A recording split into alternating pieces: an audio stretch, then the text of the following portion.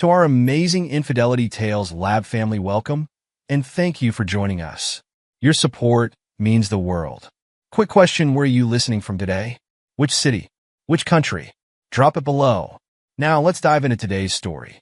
Dr. Clinton Washington's gloved hands remained steady as he completed the final suture on his patient's chest.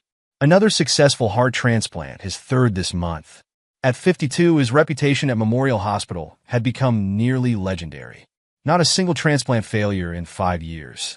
Excellent work as always, Dr. Washington. Dr. Sarah Chun, his assistant surgeon, said as they stepped away from the operating table. The way you handled that minor complication with the vessel, that was textbook perfection. Clinton nodded, his eyes crinkling above his surgical mask. Thank you, Sarah. Though I believe it's time we got you leading these procedures. You're more than ready. I learned from the best, she replied, then hesitated. Are you heading home early today? It's only 2. Yes, thought I'd surprise Marion. She's been preoccupied lately with her boutiques. Sarah's expression flickered with something. Concern perhaps, but she quickly masked it. Of course. Have a good weekend, Dr. Washington. As Clinton changed out of his scrubs, his phone buzzed with a text from his younger daughter, Sarah. Dad, can you help me with my Yale application essay this weekend? Mom's been too busy. He smiled, typing back. Of course, sweetheart. How about Saturday morning? The drive home in his Tesla Model S was peaceful, classical music providing a gentle backdrop to his thoughts. The tree-lined streets of the historic district welcomed him. Massive Victorian homes, standing as testament to old money and newer success stories like his own. Their house, a restored 1890s masterpiece, had been Marion's dream when they'd bought it 15 years ago. The garage door opened silently, and Clinton noticed Marion's Range Rover was parked inside. Strange, she usually spent Fridays at her flagship boutique downtown. As he entered through the kitchen, voices drifted from her home office. Lawrence, darling, you know I can't just leave. Yes, I know she's gone, but... No, he doesn't suspect anything. Marion's voice dropped lower, followed by a throaty laugh that Clinton had never heard before. He deliberately made noise hanging his keys, and the conversation abruptly ended. Marion emerged moments later, her perfectly highlighted hair framing an expression of practiced surprise. Clinton, you're home early. She slipped her phone into the pocket of her designer jeans. Everything okay at the hospital? Perfect transplant, he replied, studying her. At 48, Marion remained striking. Regular tennis matches and expensive skincare had preserved her beauty. But lately, there was something artificial in her smile, a coldness in her green eyes that hadn't been there before. That's wonderful, darling. She kissed his cheek, the gesture mechanical. I need to run to the store. Inventory issues. Don't wait up for dinner. Clinton watched her rush out, noticing she'd already changed purses to her evening clutch, the one she claimed was only for special client meetings. He'd seen it more frequently lately. The weekend arrived with its usual rhythm. Emma, their older daughter, came home from her boarding school sailing team practice. At 17, she was already showing Marion's beauty, but, thankfully, Clinton's warmth and integrity. Dad, did you know Mom's friend Mr. Valenzuela is building a new resort?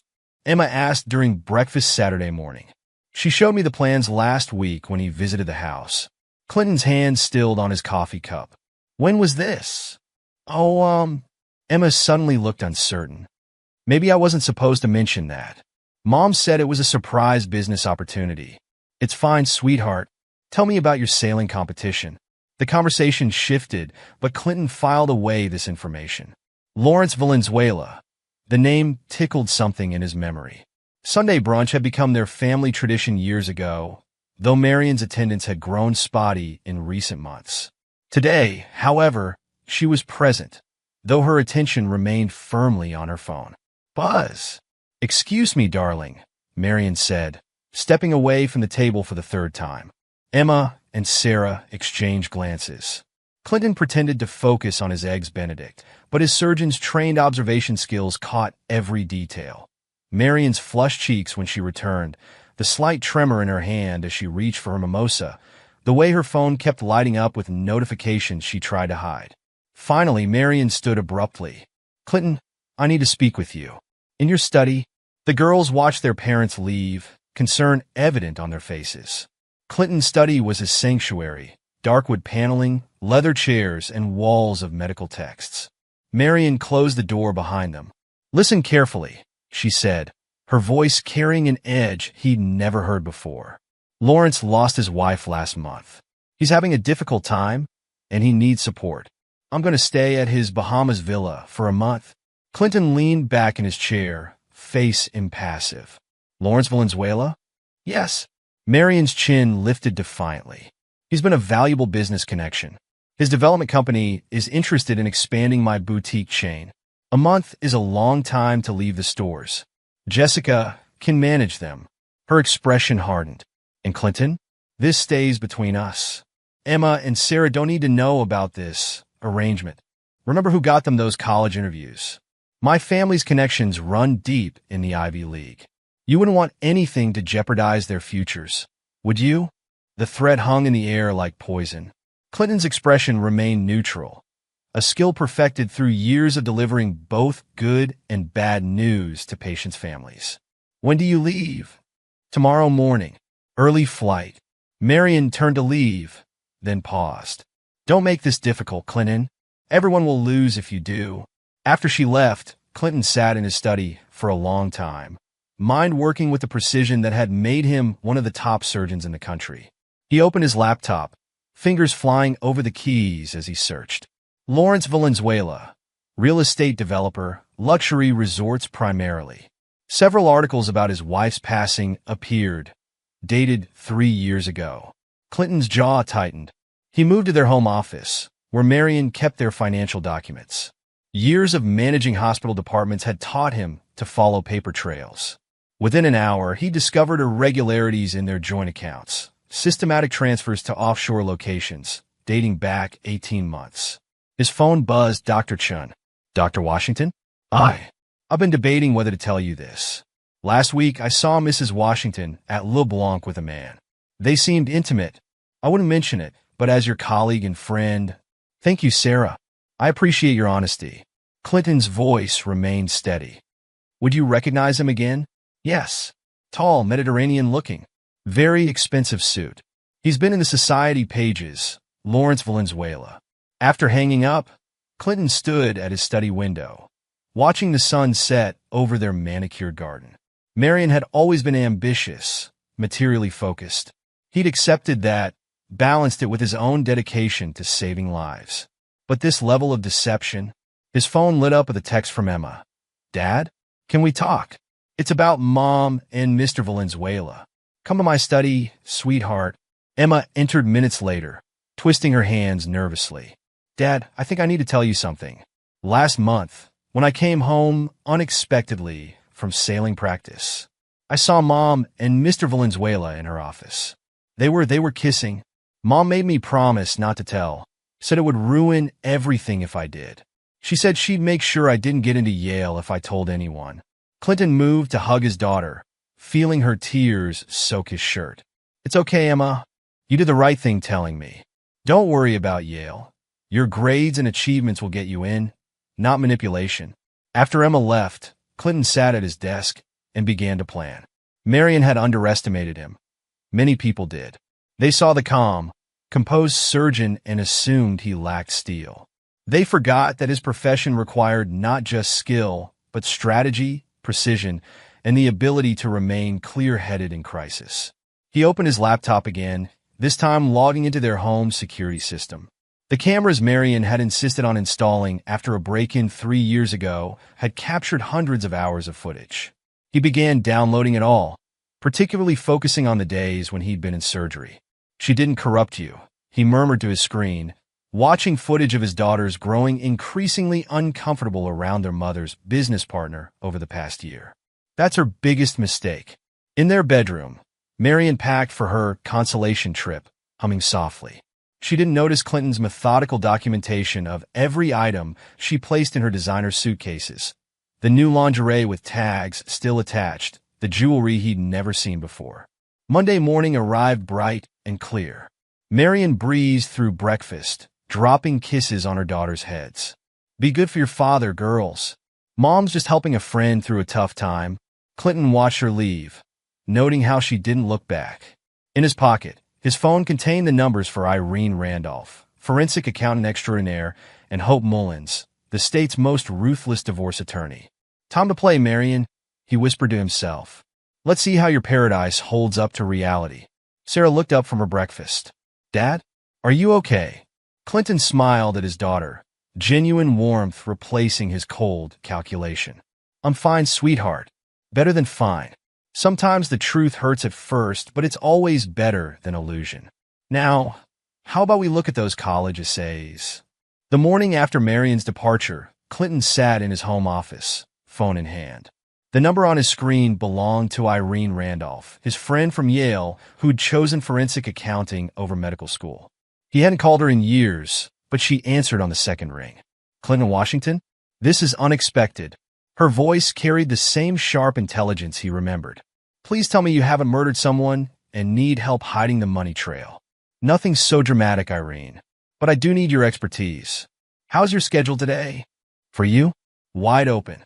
Give me an address." 2 hours later, Irene's Tesla parked beside Clinton's in the circular driveway. She emerged wearing a tailored charcoal suit, tablet in hand, looking every bit the financial bloodhound she'd become. Clinton led her to his study, laying out the financial documents he'd gathered. "Marion's been moving money. I need to know where, how much, and how long it's been happening." Irene's fingers flew across her tablet as she accessed financial databases. "Your wife's boutiques are doing well, surprisingly well, actually. Almost too well for retail in this economy." She frowned. "Clinton, when was the last time you really looked at your joint accounts?" "Marion handled the finances. I trusted her." "Trusted?" Irene noted his use of past tense. "Smart man. Look at this pattern." She pulled up a series of transactions, highlighting the sophisticated way Marion had been moving funds through various accounts before they disappeared into offshore holdings. "She's been planning this for at least 18 months, Irene said.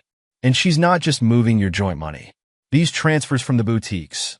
She's hiding substantial profits from the IRS." Clinton's expression remained neutral, but his eyes hardened. "Can you document everything?" "Already started. But Clinton, you need a lawyer. Not just any lawyer. You need Hope Mullins, the divorce attorney, the best divorce attorney in the state. She's ruthless, efficient, and discreet. Marion's financial maneuvers alone. Hope will have a field day with this." Clinton pulled out his phone, making another call. Hope's office scheduled him for that afternoon. "One more thing," Irene said, still analyzing the data. "Who's Lawrence Valenzuela?" "His development company shows up in several transactions with Marion's boutiques, but the numbers don't match any legitimate business dealings I can see." "Marion's grieving friend in the Bahamas." Irene's eyebrows shot up. "Grieving? His wife died 3 years ago.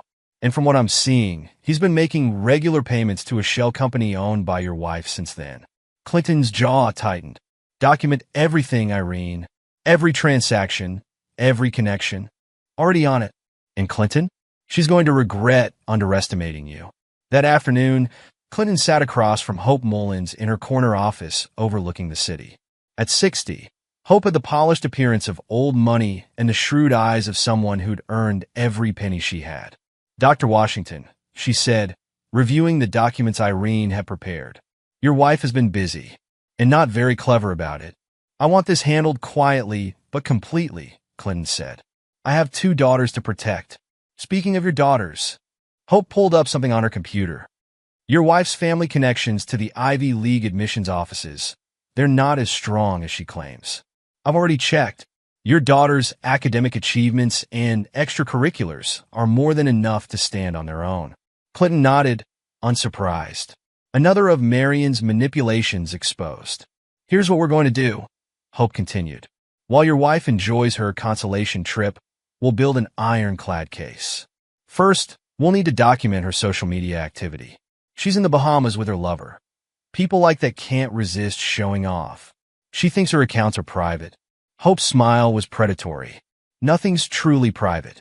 I have excellent cybersecurity experts who can document everything legally. Every poolside cocktail, every intimate dinner will help our case." "What about the boutiques?" "That's our ace. We'll request a routine audit, citing tax season preparations. Nothing suspicious about a successful business owner being thorough with his investments. Clinton's phone buzzed. A text from Sarah. Dad found some old photos of Mom and Mr. Valenzuela from last year's boutique opening. They look close. Should I send them to you? My daughters, Clinton explained to Hope. They've noticed things over the years. Perfect. Family testimony is powerful. But we need to protect them from any fallout. Over the next week, Clinton orchestrated his strategy with surgical precision. Each morning, he performed complex heart procedures, his reputation and skills unmarred by his personal situation. Each afternoon, he gathered evidence.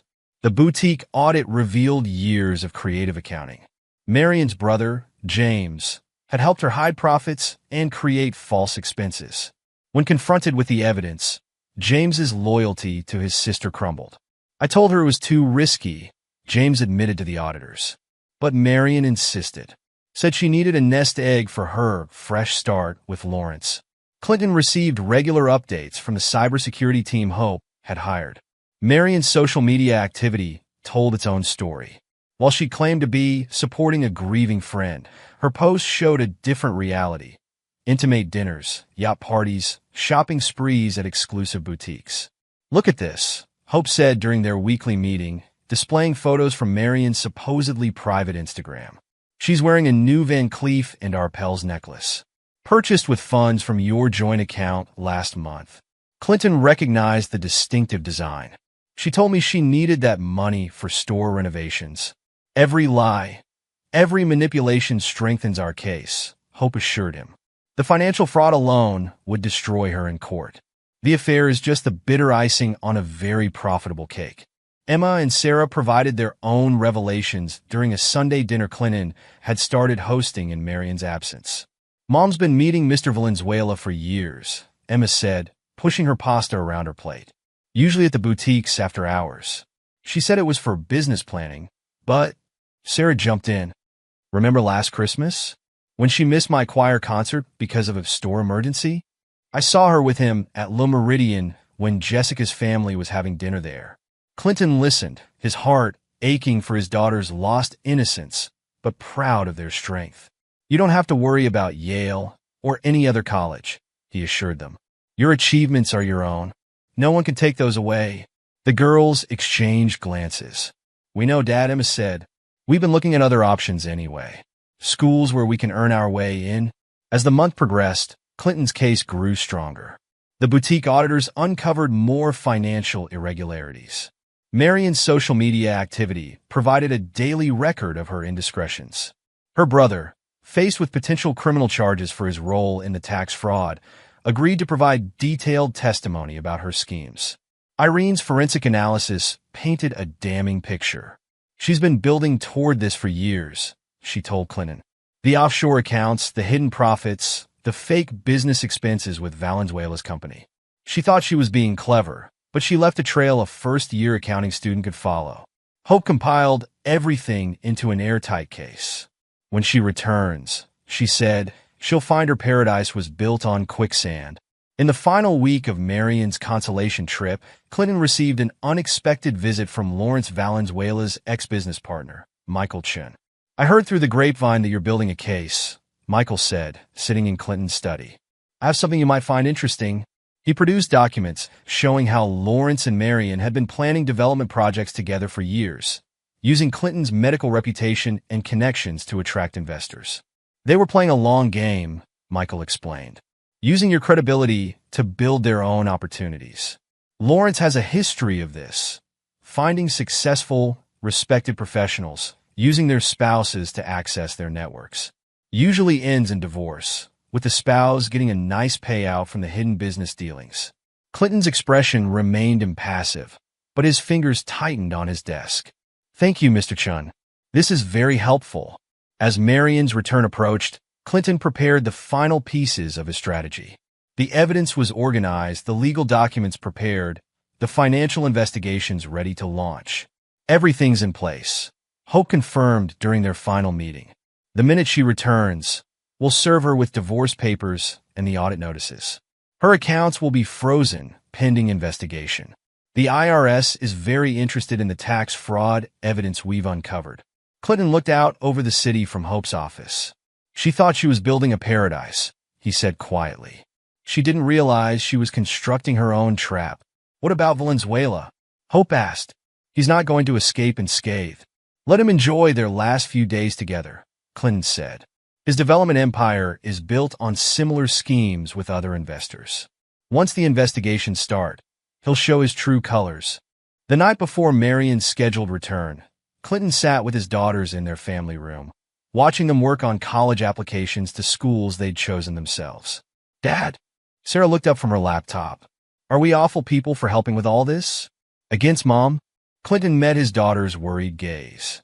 No, sweetheart. We're not destroying your mother. We're simply showing the truth. She made her choices. Now she has to live with the consequences. Emma closed her laptop. She thought we were her pawns, that we'd be too scared of losing her connections to stand up to her. She underestimated all of us, Clinton said. That was her biggest mistake. As he worked in his study later that night, Clinton received a text from Marion. Everything's wonderful here. Lawrence and I have such exciting plans to discuss when I return. You'll see this was all for the best. Clinton didn't respond. Instead, he reviewed the final evidence package Hope had prepared.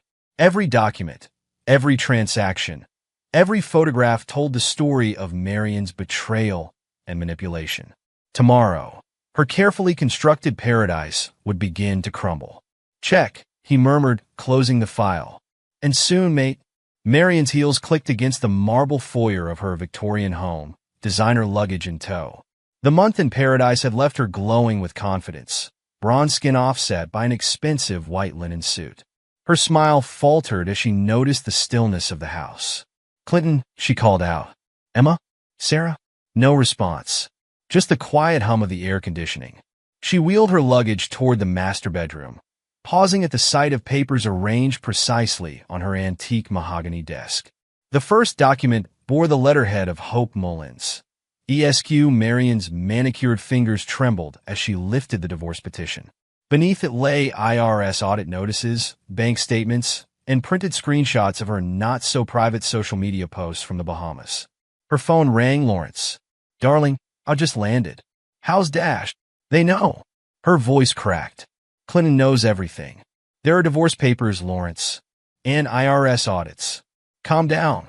Your husband's a surgeon, not a detective. We planned for this. Marion grabbed her laptop, typing frantically to access their accounts. No. Each attempt met the same response. Account frozen, pending investigation. Her phone buzzed again. Her brother James. Marion, I'm sorry. They have everything. The creative accounting, the offshore transfers, all of it. I had to tell them. You betrayed me? Marion hissed. They have proof of tax fraud. Years of it. I'm not going to prison for you. The front door opened. Clinton entered, impeccable in his surgical scrubs, expression neutral. Welcome home, Marion. His voice carried the same calm he used with patience. I trust paradise was everything you hoped? Clinton, this is ridiculous. I can explain, Dash. The time for explanations passed somewhere between your offshore accounts and your poolside photos with Lawrence. He gestured to the papers. Everything's documented. Your financial fraud. Your affair. Your manipulation of our daughters. Our daughters? Marion's laugh held a hysterical edge. My family's connections are the only reason they have a shot at the Ivy League. You really want to destroy their futures over some meaningless fling. Interesting perspective. Clinton sat behind his desk. Emma and Sarah's academic records, test scores, and extracurriculars are exceptional. Your supposed connections? Hope Mullins checked. They don't exist. Marion's composure cracked. You had no right to investigate me. You gave up your rights when you started stealing from our accounts. Did Lawrence promise you a percentage of the development projects? The ones you used my reputation to promote. Her silence confirmed everything. The next weeks unfolded like a precisely planned surgery. Marion and Lawrence attempted damage control, threatening to destroy Clinton's medical career with her family's influence. Dr. Washington, the hospital board chairman, Dr. Richards, called Clinton to his office. We received some concerning letters about your personal conduct. Clinton placed a folder on the chairman's desk. My complete personal and professional documentation, including evidence of how my wife and her lover attempted to use my reputation to secure fraudulent investments. Dr. Richards reviewed the papers, nodding slowly. Clinton, you've saved countless lives here. Your integrity is beyond question. Consider this matter closed. Marion's carefully constructed world continued crumbling. The IRS investigation forced her to sell her boutiques to cover back taxes. Her social circles, sensing disaster, quickly distanced themselves. Lawrence proved just as fair weather. Clinton received a call from his lawyer. Dr. Washington, Mr. Valenzuela wishes to dissociate himself from this situation. He's willing to provide documentation of Mrs. Washington's financial misconduct in exchange for certain considerations. Interesting, Clinton replied. Tell Mr. Valenzuela his development empire's similar schemes with other investors are already documented. He might want to focus on his own legal troubles. Emma and Sarah chose to stay with their father, their mother's manipulation finally clear. She used to threaten us, Emma revealed during a family dinner. Said if we got too close to you, she'd make sure we never got into good schools. That her family would blacklist us. Sarah nodded. Remember when I wanted to quit tennis for debate club? She said maintaining her country club image was more important than my silly interests. Clinton squeezed their hands. You're free now. Choose the schools and activities you want. Your achievements are yours alone. The divorce proceedings moved swiftly. Marion's financial fraud, combined with the prenuptial agreement Clinton's father had insisted upon, left her only what she'd earned legitimately, which, after the IRS took their share, was virtually nothing. 1 year later, Clinton sat in his study, reading a letter postmarked from a small town where Marion had moved in with her sister. My dearest Clinton, it began, I see now how Lawrence manipulated me. He promised me everything, a chain of luxury boutiques, a resort empire, a life of endless summer.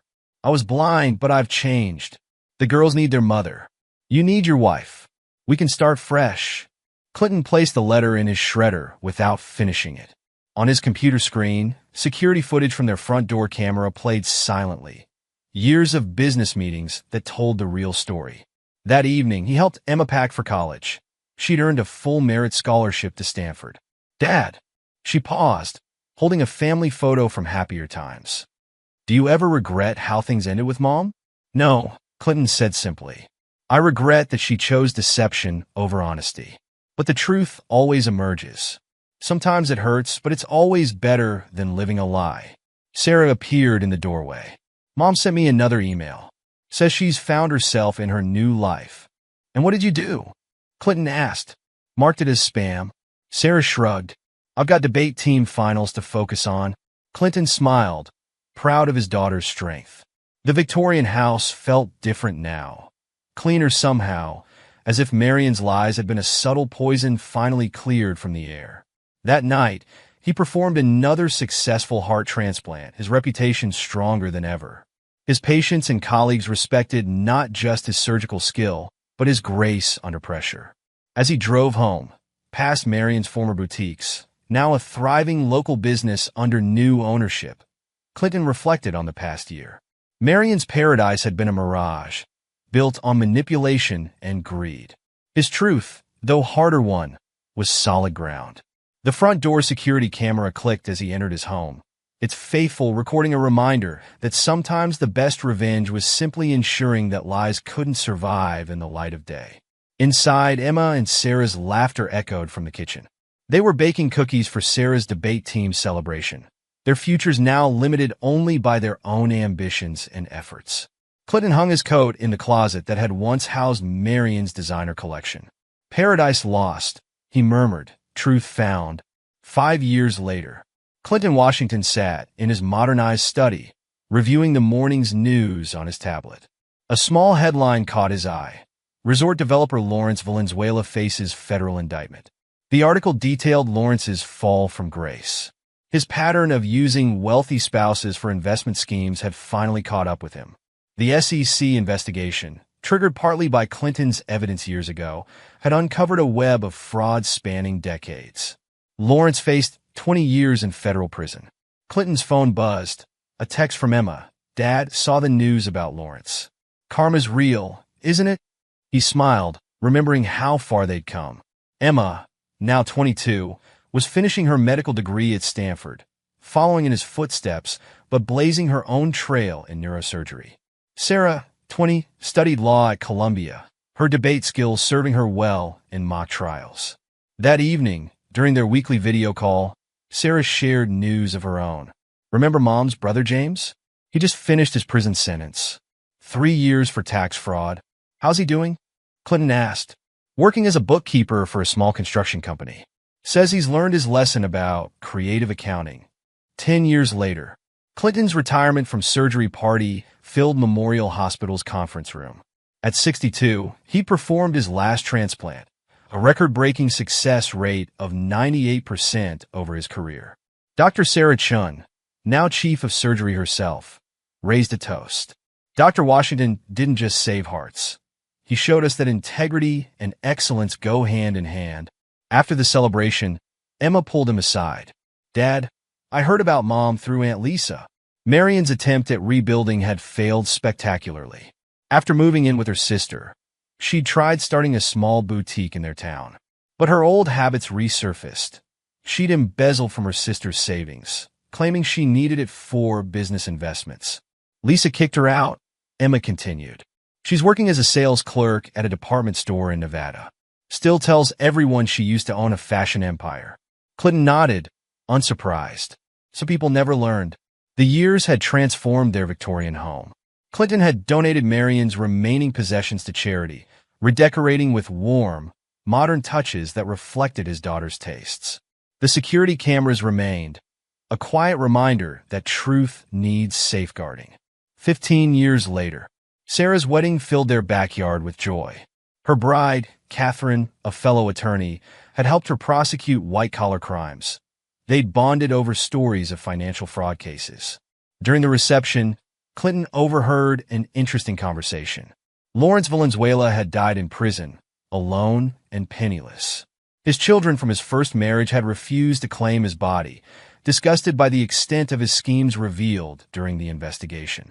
Emma, now a renowned neurosurgeon, attended with her husband James, a pediatrician she'd met during residency. Their 3-year-old daughter played near the fountain, her laughter echoing where Marion's threats once hung. A guest mentioned seeing Marion recently. She'd aged badly, bitter and still blaming others for her downfall. She worked retail jobs, moving from city to city, leaving a trail of small-time scams and burned bridges. She tried contacting me last month, Emma said quietly. Wanted money for a business opportunity. Said she deserved another chance, because she's my mother. What did you do? Sarah asked. Sent her the number for a therapist. Then blocked her. 20 years later. At 72, Clinton focused on mentoring young surgeons and enjoying his grandchildren. Emma had 2 daughters and a son. Sarah and Catherine had adopted twins. The medical wing named after him at Memorial Hospital stood as testament to his legacy. The Clinton-Washington Fellowship funded scholarships for underprivileged medical students, emphasizing both skill and ethics. A letter arrived from Marion's sister Lisa. Marion had died alone in a Las Vegas hospital, still convinced the world had wronged her. She'd never admitted her role in her own destruction, never stopped trying to manipulate others until the end. The obituary was small. Marion Washington, 70, former boutique owner, passed away. No services planned. Clinton donated the equivalent of her funeral costs to a women's shelter, then focused on helping Emma's oldest daughter with her medical school applications. 25 years later, the Washington family gathered for Clinton's 77th birthday. His grandchildren, ranging from teenagers to toddlers, filled the Victorian home with the joy it had always deserved. Emma had become chief of neurosurgery at Stanford Medical Center. Sarah made partner at her law firm, specializing in protecting whistleblowers who expose financial fraud. Clinton's memoir, Healing Hearts, A Surgeon's Journey Through Medicine and Truth, became required reading at medical schools. Its chapter on ethics and personal integrity resonated far beyond the medical community. The security cameras were finally removed during renovations, but Clinton kept one, the front door camera that had captured Marion's deceptions. He donated it to a museum of technological history, a reminder that truth finds its way to light. 30 years later, at 82, Clinton moved into a luxury senior living community near Emma's home in California. His mind remained sharp as ever, though his hands no longer performed surgery. He volunteered at a clinic providing medical care to domestic abuse survivors, recognizing how manipulation and financial control trap people in toxic relationships. The Washington Family Foundation, established with his retirement funds, supported both medical research and programs helping people rebuild after financial fraud. Sarah's legal firm handled cases pro bono through the foundation. Final years. Clinton Washington passed away peacefully at 87, surrounded by family. His legacy lived on not just in the thousands of lives he'd saved through surgery, but in the examples he'd set. The Clinton Washington Medical Ethics Chair at Stanford, the Washington Integrity in Medicine Award, scholarship programs at multiple universities, legal funds for fraud victims, and most importantly, 2 daughters and 7 grandchildren who carried his values forward. His obituary filled 2 full pages in medical journals and newspapers. The contrast with Marion's lonely end couldn't be starker. Emma and Sarah found his final journal entry while sorting his papers. Truth isn't always gentle, but it's always right. Marion chose deception and found destruction. I chose truth and found peace. The heart I spent my life protecting, both literally and figuratively, was my own and those of my children. Some would say revenge is best served cold. I say justice is best served with unwavering adherence to truth. Marion and Lawrence built a paradise on lies. I built a legacy on truth. The difference lies not in the immediate satisfaction, but in the foundation that remains when time strips away all pretense. Aftermath. The Washington family story became a case study in ethics courses and law schools. Not for the revenge aspect, but for how systematic documentation and unwavering integrity could overcome manipulation and fraud. Marion's boutique buildings were eventually converted into a successful chain of women's business centers, helping entrepreneurs start legitimate businesses with transparent accounting. Lawrence Valenzuela's development empire was dismantled, the properties sold to repay his victims. His name became synonymous with investment fraud in real estate circles. Clinton's daughters ensured his principles lived on. Emma established medical clinics in underserved areas. Sarah's firm specialized in protecting families from financial fraud. Their children carried forward his legacy of integrity in their own careers. The Victorian home became a historical landmark, its story preserved as an example of how truth, though sometimes painful, provides the only foundation for lasting happiness.